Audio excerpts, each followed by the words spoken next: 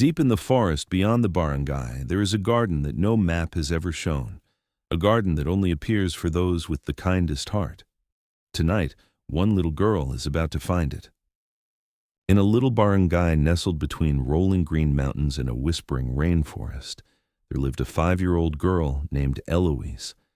Eloise was small, even for 5. Small enough that her Lola's old Wally's tambo nearly reached her chin when she tried to sweep the front step. Small enough that she had to stand on her tiptoes to peek over the garden wall. But Eloise had something that not many people noticed at first. She paid attention. When the fisherman's basket split open and fresh bangus scattered all over the muddy path, Eloise was the first one picking them up, humming to herself the whole time.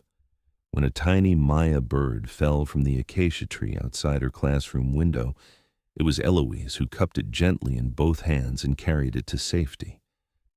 And every single evening, without being asked, she walked the small bowl of warm arroz caldo down the narrow path to the house of Lola Caring, the old woman at the far end of the barangay who had no family nearby and rarely opened her door. Eloise's nana used to say, "Ang pinakamaliwanag na puso ay ang pinakamabait, anak. Kahit walang nakakakita ng liwanag," which means the kindest hearts glow the brightest, my love, even when no one can see the light. Eloise was only 5. She didn't fully understand what that meant, not yet. But one night, a night with a moon as wide and silver as a mirror, everything was about to change.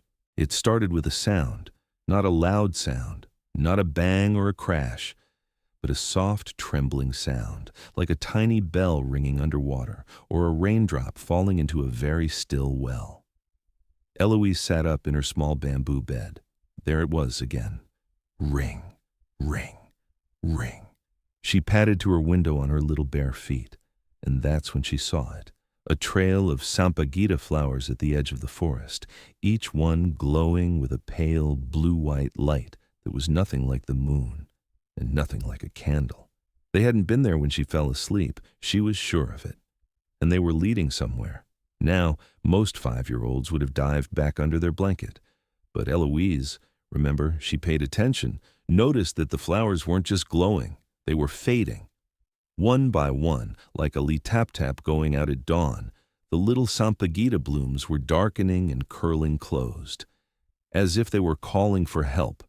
Through the bamboo grove where the stalks clicked and whispered in the breeze, past the giant belait tree at the forest's edge, the one the older children dared each other to touch at night, deeper and deeper into the silver-lit rainforest, where fireflies drifted between the ferns and the air smelled of damp earth and wild ilang-ilang, and then the trees opened up, and Eloise stopped breathing. In front of her was the most beautiful garden she had ever seen. Or at least, it must have been once. Now, the tall archway of sampaguita vines at the entrance was gray and crumbling. The stone basins that had once been fountains were silent and bone dry. The flower beds, where fire trees and lotus and birds of paradise must have once blazed, were nothing but dust and withered stems.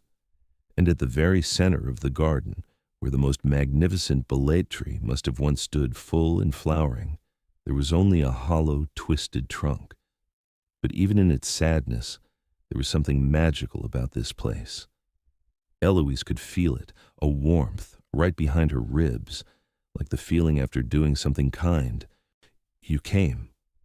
The voice was barely a whisper, like a single leaf falling in a quiet forest. Eloise looked at the firefly on her finger.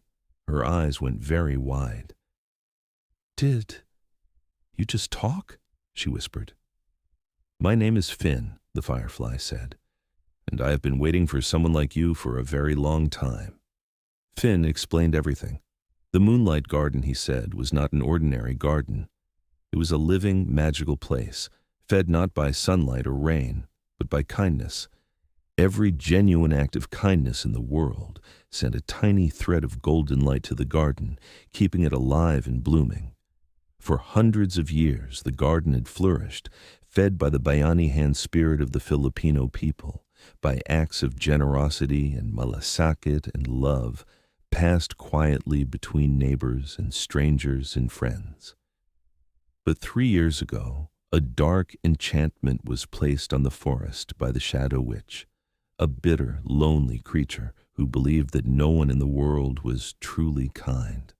That kindness was nothing but pretending, that people only helped others when they wanted something in return. Her enchantment cut the garden off from all the kindness in the world, Finn said, and without kindness, the garden is fading. He looked up at Eloise with enormous, sad eyes.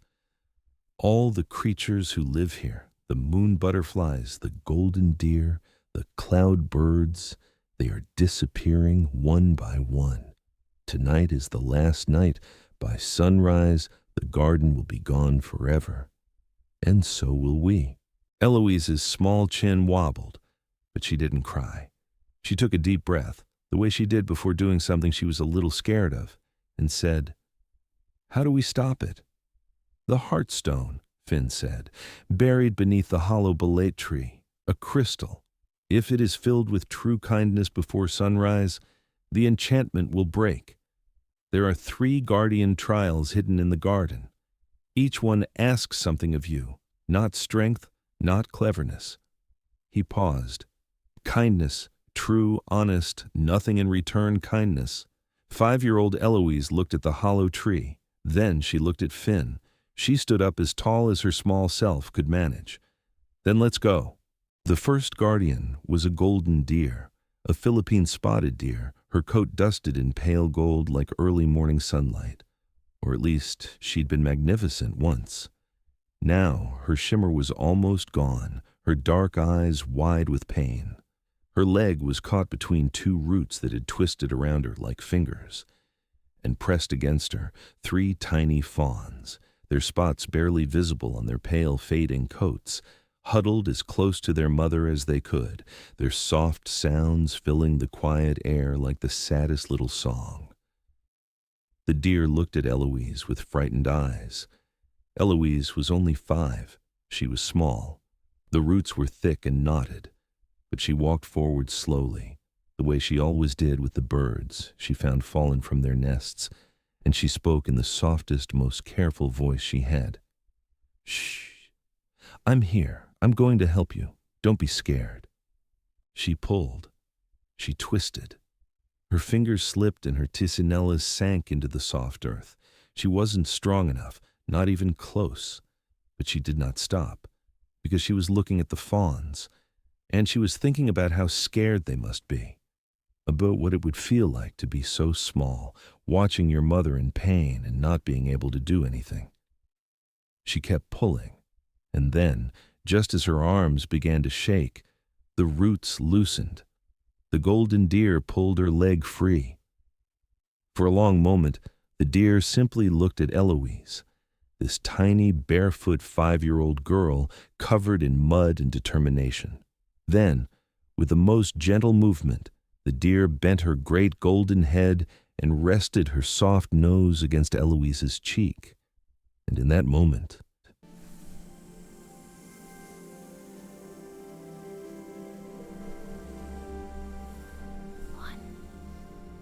2 more to go.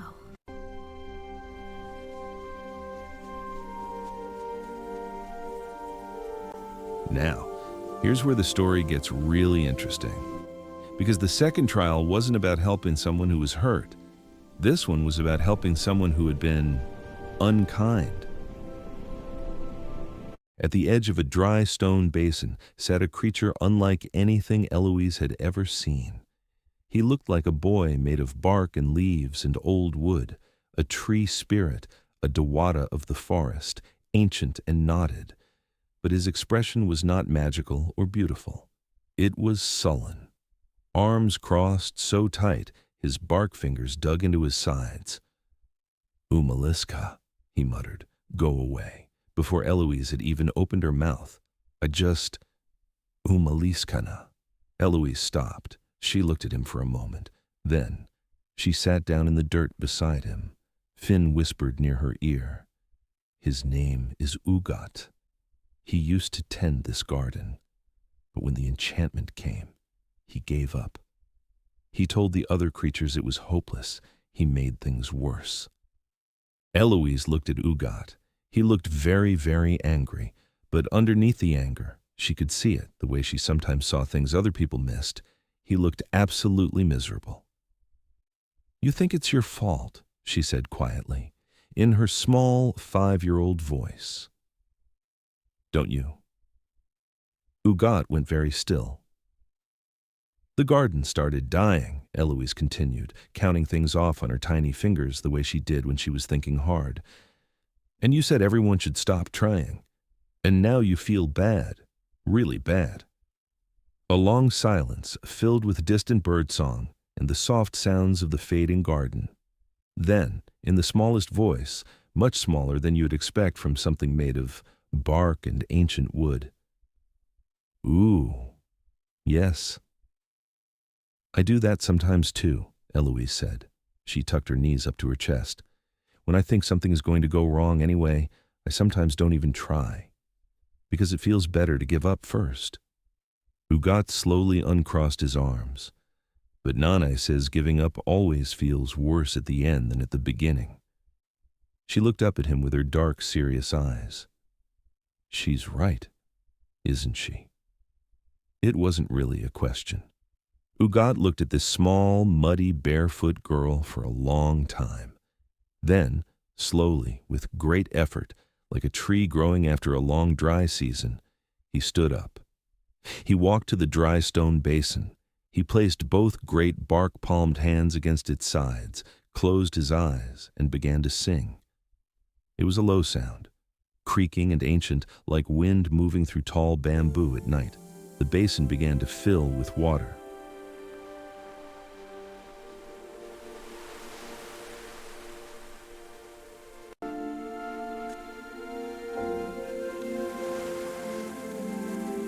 The garden shimmering with new life around it, ferns uncurling, the heartstone pulsing with a second surge of golden light.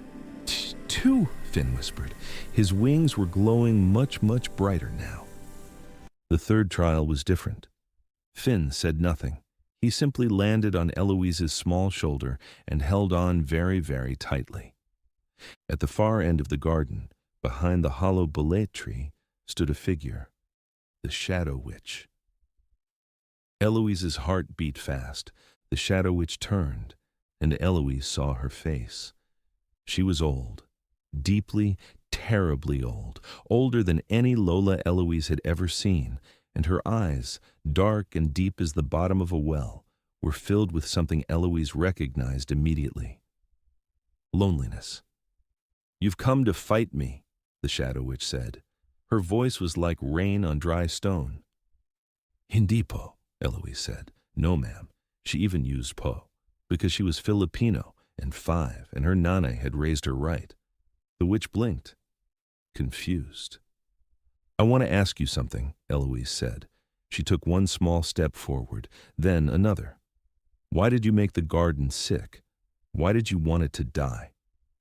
A long, terrible silence.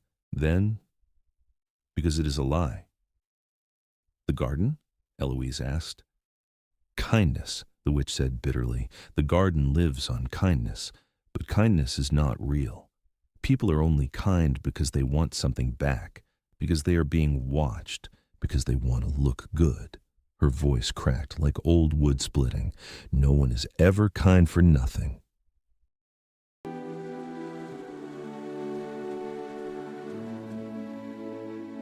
Eloise stood very still.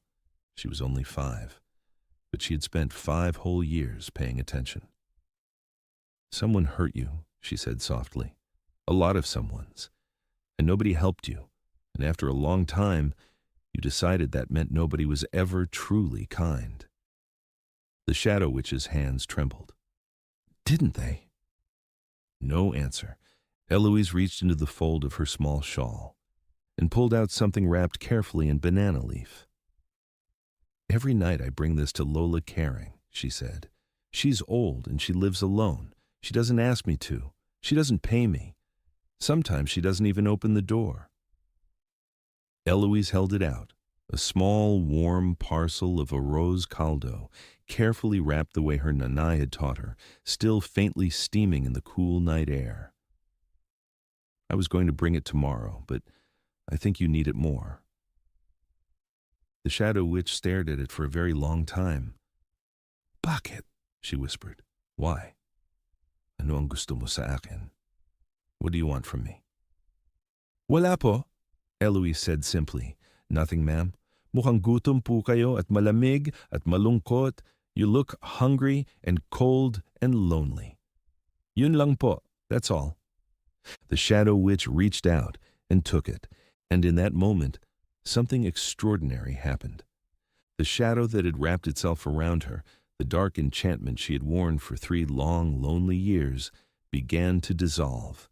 Not with a crack of lightning, not with a roar of thunder, just slowly, quietly, the way the last darkness lifts before sunrise over the mountains, and beneath the hollow belate tree, the heartstone blazed with golden light. It began with the sampaguita, first 1 bloom, then 10, then hundreds, exploding open in cascades of white and gold and luminous silver blue. The dry stone basins sang with cool rushing water. The hollow belate tree trembled, and then, before Eloise's wide eyes, it grew. Bark smoothing, branches stretching, great green leaves unfurling one by one, until the tree stood enormous and magnificent, hung with blossoms that glowed like paper lanterns at fiesta time. The fire trees along the garden walls burst into their brilliant orange red, brighter than Eloise had ever seen them in the daylight. Lotus flowers opened on the new water. Birds of paradise blazed purple and gold. The moon butterflies, pale as moonlight, wings dusted in silver, filled the air in drifting clouds. The golden deer stepped into the light, her fawns dancing beside her, their spots shining. And cloudbirds, white as cumulus, silent as dreams, settled in the branches of the great belate, watching everything with calm, jeweled eyes. Finn shot into the air like a small golden rocket. "You did it!" he screamed, in a voice that was truly enormous for a firefly, looping and spinning and trailing golden sparks. Eloise laughed. A real, full, surprised 5-year-old laugh, the best kind of laugh in the world, and she spun around with her arms wide open, her small shawl flying out behind her, her tsinellas kicking up the soft new grass. And then she stopped, because the shadow witch was still standing there, watching the garden bloom with eyes so wide and so full of wonder that she barely looked like the same person. Her hands were pressed to her chest, her breath was coming in small, unsteady waves. "Nakalimutan ko na," she said, barely above a whisper. "I forgot. Nakalimutan ko na kung ano ang pakiramdam nito." I forgot what this felt like. Eloise walked over to her and took her hand with both of hers, the way Filipino children hold the hands of their elders, small hands, warm hands, completely unafraid. The old woman's name, it turned out, was Belen. She had once been the garden's keeper, long ago before sorrow and loneliness had turned her heart to shadow. She had felt over years of being overlooked and forgotten that no one truly cared for anyone anymore. And what we forget, we sometimes try to destroy. Eloise sat with her as the garden came back to life. She didn't have big words to offer. She was 5, after all. She didn't have advice or wisdom. She just stayed. And sometimes staying is the most powerful thing of all. Finn sat on Belen's shoulder. The golden deer rested her great head in the old woman's lap. Ugat, stiff and a little awkward as tree spirits tend to be, stood nearby and said nothing, but he didn't leave either. And that, Eloise knew, was his way of being kind. Slowly, like a fire relit from a single ember after the rain, something warm came back into Belen's eyes. "Will you come back?" Belen asked, as the sky behind the mountain began to pale with the first silver hint of dawn. "To the garden?" "Every night, Po," Eloise said. She smiled, a big, gap-toothed 5-year-old smile. "I'll bring 2 bowls of arroz caldo." Belen made a sound that was almost a laugh. It was unpracticed and a little rusty, but it was the most wonderful sound in the garden. Eloise slipped back through the bamboo grove as the first Maya birds began to sing. She climbed back into her small bamboo bed, pulled her worn blanket up to her chin, and before she fell asleep, she thought about the golden deer and her fawns, about Ugat standing alone at his dry stone basin, about Belin's trembling hands holding the banana leaf parcel, about the moment the heartstone blazed, not because Eloise was the fastest or the cleverest or the bravest. She was 5 years old. She was small enough that the Wali's tambo reached her chin. But she had been kind. Her nanay's voice came to her like warmth behind her ribs. Ang pinakamaliwanag na puso ay ang pinakamabait, anak, kahit walang nakakakita ng liwanag. The kindest hearts glow the brightest, even when no one can see the light. Eloise smiled. She understood now. And so, dear friends, here is what the Moonlight Garden teaches us. Kindness isn't a big dramatic thing. You don't have to be 10 years old or 20 or grown up at all to be kind. Eloise was only 5. Kindness is carrying a warm bowl of arroz caldo to someone who is lonely, sitting down next to someone who is angry and sad, and choosing to see the hurt underneath, saying the gentle true thing instead of the easy silent one. And here's the most magical part. You don't have to be seen doing it. You don't have to be thanked. You don't have to get anything in return. Because kindness, real kindness, carries the spirit of bayanihan, the spirit of our people, the understanding that we rise by lifting each other. And that spirit is its own light. And that light, it travels further than you'll ever know. Magandang gabi, mga kaibigan. Mahal ko kayo. Good night, dear friends. We love you. This has been a WonderWillow original story. If you loved Eloise's adventure, there are many more magical stories waiting for you right here on WonderWillow. Tap the subscribe button so you never miss a new tale. And if this story made your heart feel warm, leave us a little heart below. We read every single one.